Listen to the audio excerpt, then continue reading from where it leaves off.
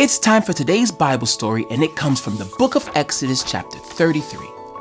God loved Moses and the Israelites very much.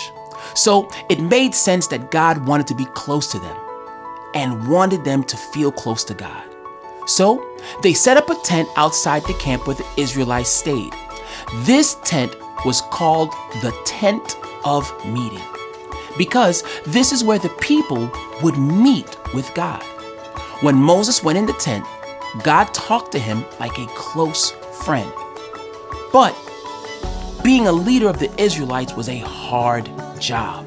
Whenever people wanted to talk to God, they would talk to Moses, and then Moses would talk to God for them. It took a lot out of Moses, and he got tired. One day, Moses was telling God how he felt. God said that God's presence would be with him. Moses knew that God was with him and the people.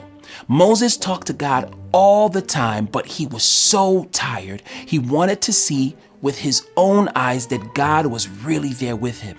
Moses asked to see God.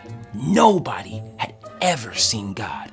This was a bold thing for Moses to ask, but God was pleased with Moses, so God said yes.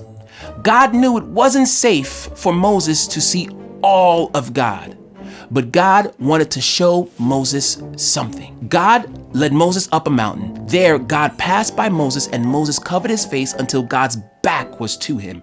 God knew that Moses seeing God's back wouldn't hurt him. It would help him and give him rest. We need rest when we're tired. We also need rest so that we can spend time with God. Moses knew this, so he went straight to God when he needed rest.